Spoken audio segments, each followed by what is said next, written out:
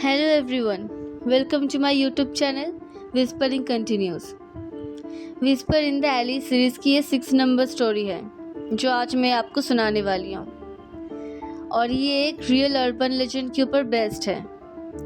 ये स्टोरी हमें भेजी गई है हुगली डिस्ट्रिक्ट से और इस स्टोरी का नाम है whisper in the bamboo. I hope आप सभी को ये स्टोरी बहुत अच्छी लगेगी। तो शुरू करते हैं आज की 6 number story whispers in the bamboo. Hi, मेरा नाम है आशना। मैं केरला से बिलोंग करती हूँ। कुछ काम के कारण मेरा पूरा परिवार हुगली में रहता है। मेरी फैमिली में मैं हूँ, मेरा भाई है और मेरे मॉम डैड। तो पहले जब हम लोग यहाँ पर आए तो सब कुछ ठीक ही था, पर अचानक से कुछ होने लगा। हमारे घर के पीछे एक बहुत बड़ा बब्बू गार्डन है। लोग वहां पर जाते नहीं है, रात की तो दूर की बात, दिन में भी नहीं, क्योंकि लोग कहते हैं वहां पर कुछ ऐसी चीजें जो अच्छी नहीं है। इसलिए जिस तरफ वो गार्डन है उस तरफ की खिड़की हमेशा बंद ही रहती है। कोई उस खिड़की के पास जाता भी नहीं है, रात को भी नहीं। तो पर कुछ दिनों से मेरा भाई बोल रहा था कि उसको वहां से किसी की आवाज सुनाई देती है, किसी की रोने की आवाज। पर उसने जब खिड़की खोल के ठीक से देखा, पर वहां पर कोई भी नहीं था, पर उसको हमेशा कोई किसी की रोने की आवाज आती थी। मुझे लगा कि उसने शायद गलत सुना होगा, पर एक दिन मैं खुद उस खिड़की पे जाकर मैंने सुना कि हाँ, इसकी रोने की आवाज आ रही है। बहुत देर तक आई और अचानक से बंद भी हो गया, और ये चीज लगातार 1 हफ्ते तक चलती रही। फिर एक दिन रात को मैंने मेरे भाई से कहा कि तू डर मत, मैं जाके देखती हूँ कि वहां पे क्या है। मैंने एक टॉर्च लिया और बाहर चली गई इस बम्बू गार्डन के पास। जैसे इस बम्बू गार्डन के पास में गई, जोर से हवाएं चलने लगी। पर अजीब बात है, आसपास की एक भी पेड़ हिल नहीं रही थी। सिर्फ उस बम्बू गार्डन की पेड़ ही हिल रही थी, और वो भी बहुत जोर से। वो देखकर मुझे सच में थोड़ी सी हैरानी हुई कि ऐसा कैसे हो सकता है कि हवाएं सिर्फ यहाँ पर ही चल रही है, और वो भी इतनी जोर से। पर कुछ देर बाद वो हवाएं बंद हो गई और मुझे अचानक से सुनने को मिला कोई मेरे नाम से मुझे बुला रहा हो उस गार्डन के अंदर से। मैंने ध्यान लगाकर सुना, हाँ, कोई मुझे वहां से बुला रहा है। आशना, आशना,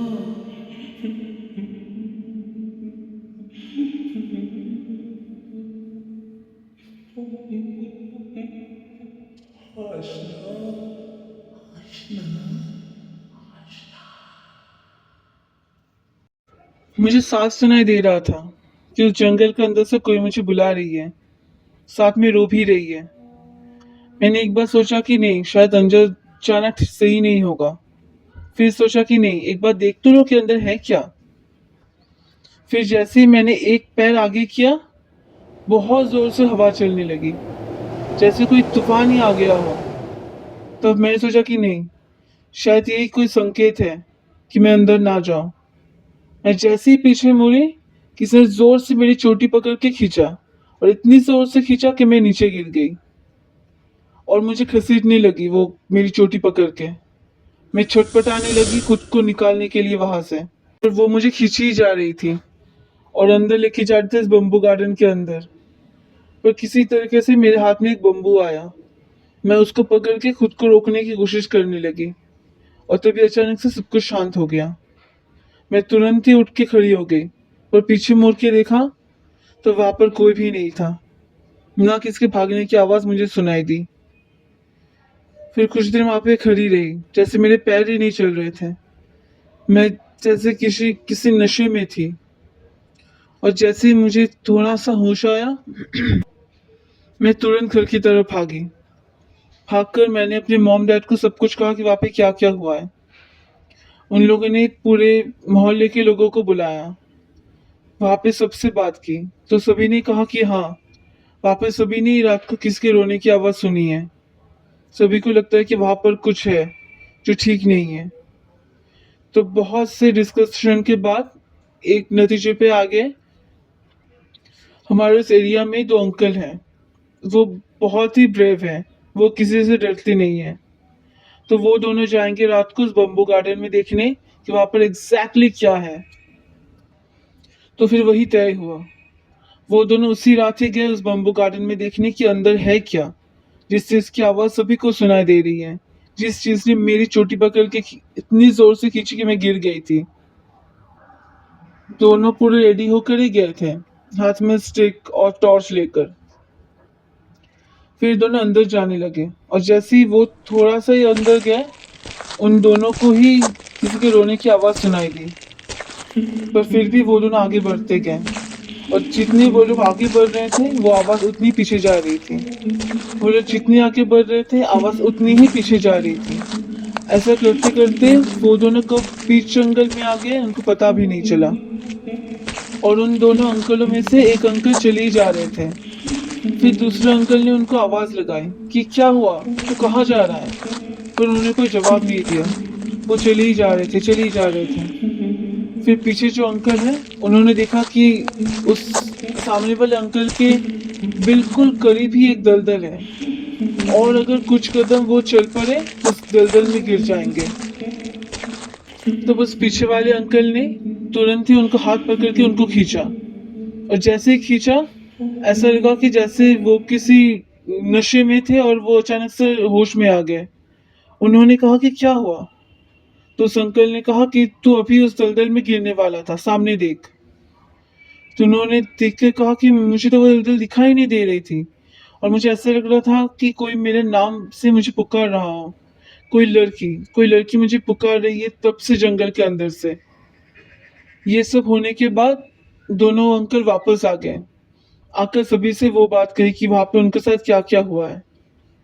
फिर सभी ने तय किया कि हमारे उस एरिया में एक बाबा जी है, उनके पास जाएंगे हेल्प के लिए। तो उस बाबा जी के पास गए तो उस बाबा जी ने कहा कि उस जंगल में निशी है, निशी सबको बुला रही है अंदर और अंदर ले जाकर वो सबको मारने वाली है।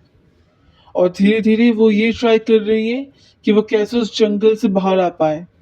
और अगर निशी एक बार बाहर आ गई फिर वो किसी को नहीं छोड़ेगी, वो सबको मार डालेगी। तो मेरे कॉलोनी वालों ने बाबा जी से कहा कि अगर हम लोग वो पूरा गार्डन ही साफ करवा दें, एक भी बम्बू ना रखें, तो फिर सब कुछ ठीक हो जाएगा। तो उस बाबा जी ने कहा कि नहीं, उस पूरे जंगल को आग लगा दो, एक भी पेड़ पत्ता बम्बू कुछ भी नहीं बचना चाहिए, पूरा राख में मिल जाना चाहिए। तो फिर सबने वही किया। अगले दिन सुबह ही वहां पर आग लगा के सब चीजों को जला दिया गया, एक भी पत्ता या बम्बू कुछ भी नहीं बचा, पूरा राख हो गया सब कुछ। फिर गंगा जल से वो पूरा एरिया धो दिया गया और उसके बाद से सब कुछ शांत हो गया। फिर अभी 10 साल होने के हुए हम लोग उस घर में हैं। फिर कोई आवाज सुनाई नहीं दी हम में से किसी को भी। पर फिर भी रात को वहां पर आज भी कोई नहीं जाता है। सबको डर लगा रहता है कि शायद अगर निशी ना गई हो तो, निशी शायद आज भी किसी का वेट कर रही हो तो। ये सोचकर आज भी हम लोग में से कोई भी वहां पर नहीं जाता है। वो बम्बू गार्डन आज भी वैसा का वैसा ही है।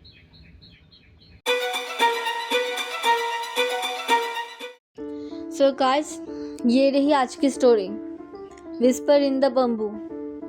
आई होप आप सभी को ये स्टोरी अच्छी लगी होगी, क्योंकि एक रियल लाइफ अर्बन लेजेंड के ऊपर बेस्ड है, निशी डाक। तो अगर आप सभी को ये स्टोरी अच्छी लगी होगी और whisper in the alley series की सभी स्टोरीज को अगर अच्छी लगी होगी तो प्लीज़ सब्सक्राइब करना मत भूलिएगा, बेल आइकन को प्रेस करना मत भूलिएगा, तो फिर आप लोग बहुत चीज़ें मिस कर देंगे। इसके लिए स्टे ट्यून्ड और अगले मंडे फिर से हम आपसे मिलते हैं एक नए स्टोरी के साथ। तब तक के लिए टेक केयर और मिस अननोन तो है ही। Bye guys.